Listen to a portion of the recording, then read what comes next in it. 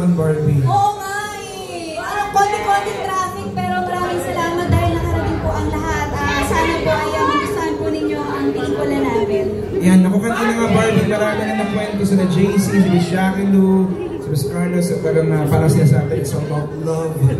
Ano mga dapat natin asahan dito sa movie? Well, with extreme horror at its core, we will also tackle about contemporary issues, kaya it's very relatable. It's a movie about love, love for family, love for siblings. Tungkol ito sa isang panganay. So yung parang stigma natin na kapag panganay, kailangan tayo yung magtataguyod ng pamilya. So itatakal natin lahat yan dito. Yung mga breadwinners, katulad ko, like myself, makaka-relate. So this is definitely a movie for everyone. This is a horror, narrative horror film, but it is a movie for everyone for sure. And it is worth your money. Oo nga, naku. At syempre, 2 days from now, is showing na ito. Yes, I know! Just a day before my birthday. Barbie? I'm super, super excited because Thank you!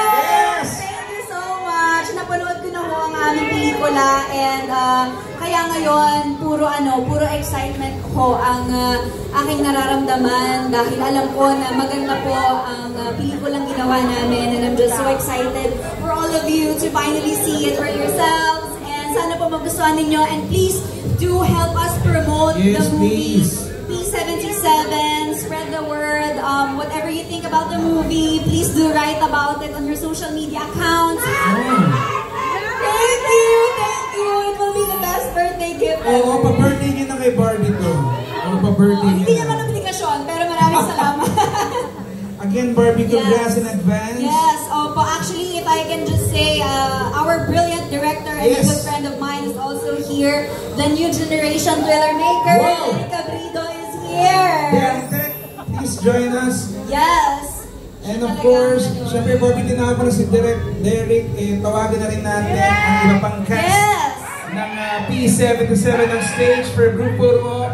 Pero syempre, Derek, kamusta?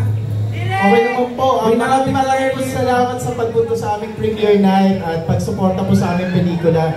I hope, sana po tulungan niyo po kaming i-promote. Kapag napanood niyo po, please share po kung anong feedback niyo about the film. I-tweet po natin yan, paingayin po natin ang P77. Tama yan. Again, huwag niyo po kalimutan gamitin ang hashtag P77movie and P77 Premiere Night. At gaya ng sinabi ni Direk Derek, paingayin natin ang social media natin. Yeah. So guys, picture for group. Busog lang po siguro po tayo dito po ng